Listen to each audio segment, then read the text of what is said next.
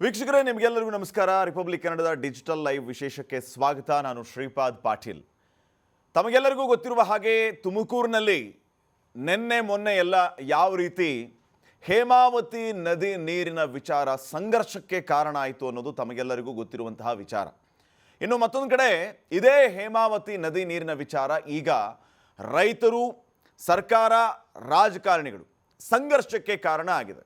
ರೈತರ ಹಿತಾಸಕ್ತಿಯನ್ನು ಕಾಪಾಡುವಂತಹ ಕೆಲಸ ಆಗಬೇಕು ಅನ್ನುವಂತಹ ಒಂದು ಉದ್ದೇಶವನ್ನು ಇಟ್ಕೊಂಡು ಈ ಒಂದು ಹೇಮಾವತಿ ನದಿ ನೀರಿನ ವಿಚಾರ ಇಲ್ಲೇ ಗಿರಿಕಿ ಹೊಡಿತಾ ಇದೆ. ಈ ಕಡೆ ರಾಜಕೀಯ ಸ್ವರೂಪವನ್ನು ಪಡೆದುಕೊಂಡಿರುವಂತಹ ಈ ಒಂದು ಸಂಘರ್ಷ ಪ್ರತಿಷ್ಠೆಯ ಕಣವಾಗಿಯೂ ಕೂಡ ಮಾರ್ಪಾಡಾಗಿದೆಯಾ ಅನ್ನುವಂತಹ ಪ್ರಶ್ನೆ ಈಗ ಮೂಡ್ತಾ ಇದೆ. ಏನಿದು ಹೇಮಾವತಿ ಕೆನಲ್ ವಿಚಾರ, ಯಾಕೆ ಇಷ್ಟೊಂದು ಗಲಾಟೆಗೆ ಕಾರಣ ಆಗ್ತಾ ಇದೆ ಅನ್ನುವಂತಹ ಗೊಂದಲ ತಮ್ಮಲ್ಲಿದ್ದರೆ, ಗೊರೂರು ಜಲಾಶಯದಿಂದ ಕೆನಾಲ್ ಮೂಲಕ ಬೆಂಗಳೂರು ದಕ್ಷಿಣ ಜಿಲ್ಲೆಗೆ ನೀರನ್ನು ತರುವುದೇ ಈ ಒಂದು ಯೋಜನೆ ಆಗಿದೆ. ಗೊರೂರು ಜಲಾಶಯದಿಂದ ತುಮಕೂರು ಮಾರ್ಗವಾಗಿ ಈ ಬೆಂಗಳೂರು ದಕ್ಷಿಣ ಭಾಗ ಅಂದರೆ ಹಳೆಯ ರಾಮನಗರ, ಈಗಿನ ಬೆಂಗಳೂರು ದಕ್ಷಿಣ ಜಿಲ್ಲೆ, ಇಲ್ಲಿಗೆ ನೀರನ್ನು ತೆಗೆದುಕೊಂಡು ಹೋಗುವಂತಹ ಒಂದು ಯೋಜನೆ ಇದಾಗಿದೆ. ರಾಮನಗರ, ಮಾಗಡಿ ಈ ಎಲ್ಲ ಭಾಗಕ್ಕೆ ನೀರನ್ನು ಪೂರೈಸುವಂತಹ ಒಂದು ಕೆಲಸ ಈ ಒಂದು ಯೋಜನೆಯಿಂದ ಆಗುತ್ತೆ. ಕುಣಿಗಲ್ಗೂ ಕೂಡ ನೀರು ಸಿಗುತ್ತೆ ಈ ಒಂದು ಯೋಜನೆಯಿಂದ ಅನ್ನುವಂಥದ್ದು ಈ ಯೋಜನೆಯ ಉದ್ದೇಶ ಆಗಿದೆ. 2018ರಲ್ಲಿ ಕುಮಾರಸ್ವಾಮಿಯವರ ಸಮ್ಮಿಶ್ರ ಸರ್ಕಾರ ಇದ್ದಾಗ ಇದೇ ಡಿ.ಕೆ. ಶಿವಕುಮಾರ್ ಅವರು ಜಲಸಂಪನ್ಮೂಲ ಸಚಿವರಾಗಿದ್ದರು. ಆವಾಗ ಪೈಪ್ಲೈನ್ ಅಳವಡಿಕೆ ಕಾಮಗಾರಿಗೆ ಅಂದಾಜು ಒಂದು 618 ಕೋಟಿ ರೂಪಾಯಿಯ ಯೋಜನೆ, ಅದಕ್ಕೆ ಅನುಮೋದನೆಯನ್ನು ತೆಗೆದುಕೊಂಡರು ಯಶಸ್ವಿಯಾಗಿ. ಆಗಿನಿಂದ ಸಾಗಿ ಬಂದಂತಹ ಒಂದು ಯೋಜನೆ ಆಗಾಗ ಸೌಂಡ್ ಆಗ್ತಾನೆ ಇರುತ್ತೆ, ಮತ್ತೆ ಶಾಂತವಾಗುತ್ತೆ, ಮತ್ತೆ ಸೌಂಡ್ ಆಗುತ್ತೆ, ಮತ್ತೆ ಶಾಂತವಾಗುತ್ತೆ. ಆದರೆ ಮೊನ್ನೆ ಆದಂತಹ ಒಂದು ಸಂಘರ್ಷ ಏನಿದೆ ಅದು ದೊಡ್ಡ ಪ್ರಮಾಣದಲ್ಲಿಯೇ ಸಂಘರ್ಷ ಆಯಿತು. ರೈತರು ಮತ್ತು ಪೊಲೀಸರ ನಡುವೆ ಒಂದು ರೀತಿಯ ಹಣಾಹಣಿಗೆ ಕಾರಣ ಆಯಿತು. ಬಿಜೆಪಿಯ ನಾಯಕರುಗಳು ಈ ಒಂದು ಸಂಘರ್ಷದಲ್ಲಿ ಭಾಗಿಯಾಗಿದ್ದಂಥದ್ದು. ಈಗ ಈ ಒಂದು ಪ್ರತಿಭಟನೆಯಲ್ಲಿ ಅಂದರೆ ಕಾಮಗಾರಿ ನಡೀತಾ ಇತ್ತು, ಈ ಕಾಮಗಾರಿಗೆ ನಮ್ಮ ವಿರೋಧ ಇದೆ ಅಂತ ಹೇಳಿ ಅಲ್ಲಿ ರೈತರು ಸೇರಿದರು, ಬಿಜೆಪಿಯ ನಾಯಕರು ಸೇರಿದರು, ಮಠಾಧೀಶರು ಸೇರಿದರು, ಎಲ್ಲರೂ ಕೂಡ ಪ್ರತಿಭಟನೆಯನ್ನು ಮಾಡೋದಕ್ಕೆ ಮುಂದಾದರು. ಈ ಒಂದು ಪ್ರತಿಭಟನೆಯ ಉದ್ದೇಶ ಏನಾಗಿತ್ತು ಅಂತಂದರೆ, ಯಾವುದೇ ಕಾರಣಕ್ಕೂ ಈ ನೀರನ್ನು ನಾವು ತೆಗೆದುಕೊಂಡು ಹೋಗೋದಕ್ಕೆ ಬಿಡೋದಿಲ್ಲ, ಇದರಿಂದ ನಮಗೆಲ್ಲ ಸಮಸ್ಯೆ ಆಗುತ್ತೆ. ನಮಗೆಲ್ಲ ಅಂತಂದರೆ ಯಾರಿಗೆ? ತುಮಕೂರಿಗೆ ಸಮಸ್ಯೆ ಆಗುತ್ತೆ, ಗುಬ್ಬಿಗೆ ಸಮಸ್ಯೆ ಆಗುತ್ತೆ, ಸೇರಿದಂತೆ ಶಿರಾ ಸುತ್ತಮುತ್ತ ಊರುಗಳೇನಿದೆ, ಚಿಕ್ಕನಾಯಕನಹಳ್ಳಿ, ಈ ಎಲ್ಲ ಕಡೆನೂ ಕೂಡ ನೀರಿನ ತೊಂದರೆ ಆಗುತ್ತೆ.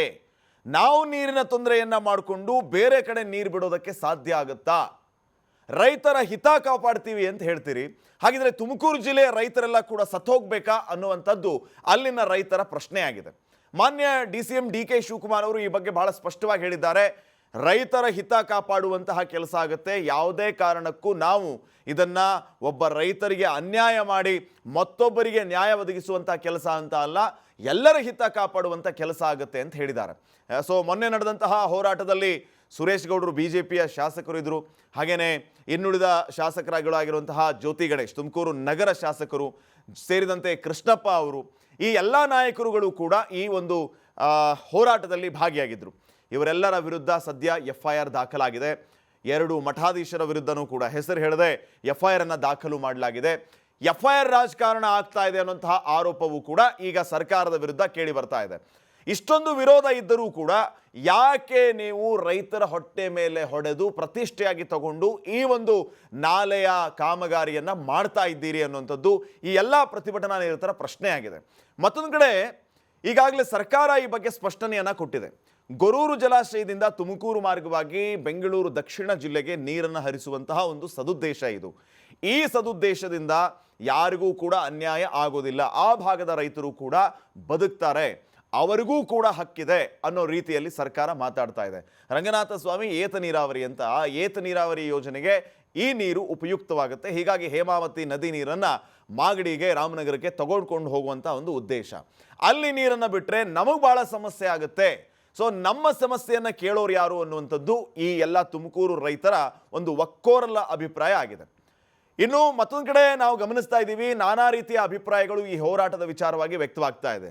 Doctor G. ಪರಮೇಶ್ವರ್ ಅವರು ತುಮಕೂರಿನವರು, ಜೊತೆಗೆ ಗೃಹ ಸಚಿವರು ಹೌದು.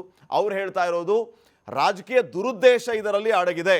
ರೈತರಿಗೆ ಈ ಎಲ್ಲ ಯೋಜನೆಯ ಅರಿವಿದೆ, ಆದರೆ ರಾಜಕೀಯ ಸೇರಿಕೊಂಡು ಈ ರೀತಿ ಪ್ರತಿಭಟನೆಗಳಾಗ್ತಾ ಇದೆ. ಇದರ ಹಿಂದೆ ರಾಜಕೀಯ ಅಡಗಿದೆ ಅಂತ ಹೇಳ್ತಾ ಇದ್ದಾರೆ. ಯಾಕಂದರೆ ಈ ಹಿಂದೆಯೂ ಕೂಡ ಈ ರೀತಿಯ ಪ್ರಾಜೆಕ್ಟ್ ಇದೆ ಅಂತ ಹೇಳಿದಾಗ ಎಲ್ಲ ಸಂಸದರು, ಶಾಸಕರು, ಆ ಭಾಗದ ನಾಯಕರುಗಳು ಭಾಗಿಯಾಗಿದ್ದರು. ಟೆಕ್ನಿಕಲ್ ಕಮಿಟಿ ಆಗಬೇಕು ಅಂತ ಹೇಳಿದರು, ಪರ್ಮಿಷನ್ನು ಕೂಡ ಸಿಕ್ತು. ಎಲ್ಲವೂ ಕೂಡ ಮಾಡುವಾಗ ಈಗಾಗಲೇ 40% ಕಾಮಗಾರಿಯಾಗಿದೆ. ಈಗ ಈ ಕಾಮಗಾರಿನ ನಿಲ್ಲಿಸಬೇಕು ಅಂತಂದರೆ ಅದು ಹೇಗೆ ಸಾಧ್ಯ ಅನ್ನುವಂತಹ ಪ್ರಶ್ನೆಗಳು ಕೂಡ ಕೇಳಿ ಬರ್ತಾ ಇದೆ. ಅಂದರೆ ಈ ಪ್ರತಿಭಟನೆಯ ಹಿಂದೆ ರಾಜಕೀಯ ಇದೆ ಅಂತ ಹೇಳ್ತಾ ಇರೋದು ಈ ಕಾಂಗ್ರೆಸ್ನ ನಾಯಕರು. ಇನ್ನು ಮತ್ತೊಂದು ಕಡೆ DCM DK ಶಿವಕುಮಾರ್ ಅವರು ಕೂಡ ಹೇಳ್ತಾ ಇದ್ದಾರೆ, ಕಾಮಗಾರಿ ಈಗಾಗಲೇ ಆರಂಭ ಆಗಿದೆ, ಯಾವುದೇ ಕಾರಣಕ್ಕೂ ಕಾಮಗಾರಿಯನ್ನು ನಿಲ್ಲಿಸುವ ಪ್ರಶ್ನೆಯೇ ಇಲ್ಲ ಅಂತ ಹೇಳಿದ್ದಾರೆ. ಸೊ ಇದು ಬಹುಶಃ ಒಂದು ರೀತಿ ಕಬ್ಬಿಣದ ಕಡಲೆ ಆಗಿತ್ತಾ ಅನ್ನುವಂಥದ್ದು ಪ್ರಶ್ನೆ. ಒಂದು ಕಡೆ ಈಗಾಗಲೇ ಸರ್ಕಾರ ಪೂರ್ಣ ಮಾಡಿಯೇ ತೀರ್ತೀವಿ ಕಾಮಗಾರಿಯನ್ನು ಅಂತ ಹೇಳ್ತಾ ಇದೆ.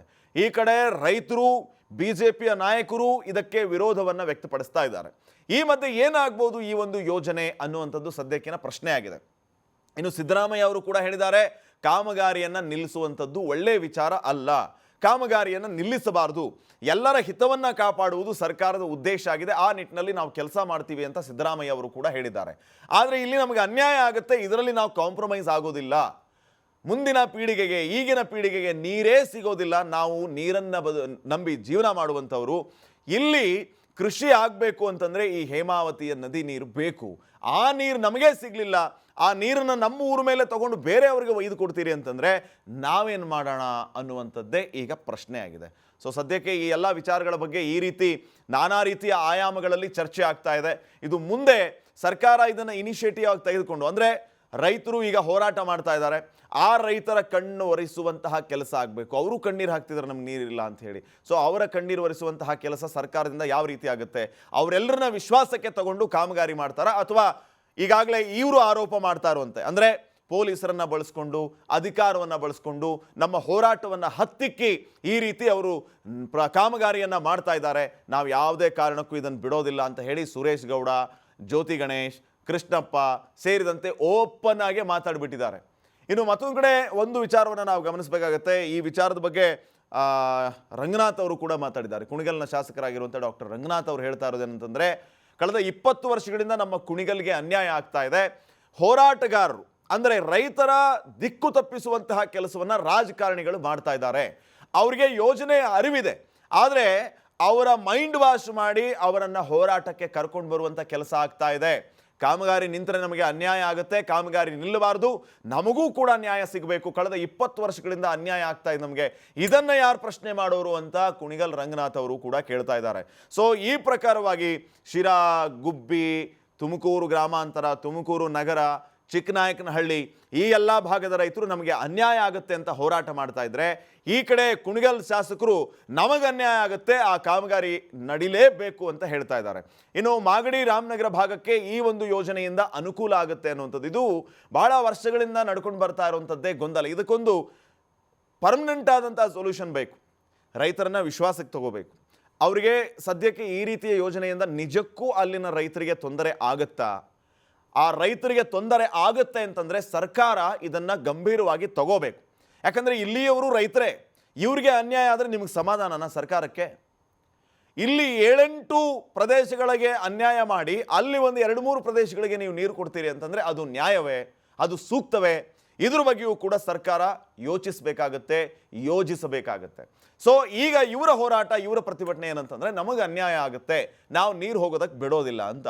ಸೊ ನಿಮಗೆ ಅನ್ಯಾಯ ಆಗೋದಿಲ್ಲ, ನಾವು ಅನ್ಯಾಯ ಮಾಡೋದಿಲ್ಲ ಅಂತ ಸರ್ಕಾರ ಜಸ್ಟಿಫೈ ಮಾಡ್ತಿದೆ ಅಂತಂದರೆ ಅದನ್ನು ಕುತ್ಕೊಂಡು ಹೇಳಬೇಕು. ನಿಮಗೆ ಯಾವ ರೀತಿ ಅನ್ಯಾಯ ಆಗೋದಿಲ್ಲ, ನಿಮಗೆ ನಾವು ಯಾವ ರೀತಿ ಅನ್ಯಾಯ ಮಾಡೋದಿಲ್ಲ ಅಂತ ರೈತರಿಗೆ ತಿಳಿಸಿ ಹೇಳುವಂತಹ ಕೆಲಸವನ್ನು ಮಾಡಬೇಕು. ಅಂದಾಗ ಮಾತ್ರ ಇವುಗಳಿಗೆ ಶಾಶ್ವತವಾದಂತಹ ಸೊಲ್ಯೂಷನ್ ಸಿಗುತ್ತೆ. ಇಲ್ಲ ಅಂತಂದರೆ ಆ ಭಾಗದ ರೈತರು ಹೊಡೆದಾಡ್ತಾರೆ, ಈ ಭಾಗದ ರೈತರು ಕೂಡ ಹೊಡೆದಾಡ್ತಾರೆ.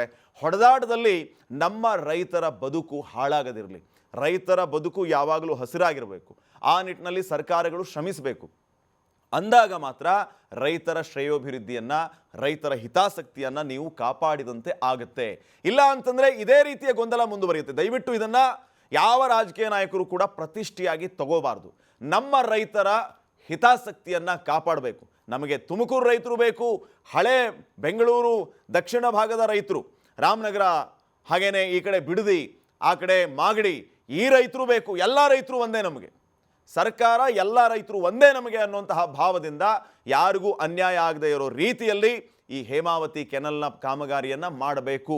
ಅದು ಎಲ್ಲರ ಒಪ್ಪಿಗೆಯನ್ನು ಪಡೆದು ಎಲ್ಲರನ್ನ ವಿಶ್ವಾಸಕ್ಕೆ ತೆಗೆದುಕೊಂಡು. ದಯವಿಟ್ಟು ರೈತರಿಗೆ ಈ ವಿಚಾರದಲ್ಲಿ ಯಾವುದೇ ಕಾರಣಕ್ಕೂ ಅನ್ಯಾಯ ಆಗಬಾರ್ದು. ನಾವು ರಾಜಕಾರಣವನ್ನು ಇಲ್ಲಿ ಮಾತಾಡ್ತಾ ಇಲ್ಲ. BJPಯವರು ಹಂಗಂತಿದ್ದಾರೆ, ಕಾಂಗ್ರೆಸ್ನವ್ರು ಹಿಂಗಂತಿದ್ದಾರೆ, ಅದು ಏನೇ ಇರಲಿ, ಎಂಡ್ ಆಫ್ ದ ಟೈಮ್ ರೈತರ ಹಿತಾಸಕ್ತಿ ಬಹಳ ಮುಖ್ಯ. ರೈತರ ಹಿತಾಸಕ್ತಿಯನ್ನು ಕಾಪಾಡಬೇಕು. ಅವರ ಜಮೀನುಗಳು ಕೂಡ ಹಸಿರಾಗಿರಬೇಕು, ಬದುಕು ಕೂಡ ಯಾವಾಗಲೂ ಬಂಗಾರವಾಗಿರಬೇಕು ಅಂತ ಆಶಿಸ್ತಾ ಈ ವಿಶೇಷವಾದಂತಹ ಡಿಜಿಟಲ್ ಲೈವನ್ನು ಮುಗಿಸ್ತಾ ಇದ್ದೀವಿ. ನೋಡ್ತಾ ಇರಿ ರಿಪಬ್ಲಿಕ್ ಕನ್ನಡ, ಇದು ನಿಮ್ಮ ಧ್ವನಿ.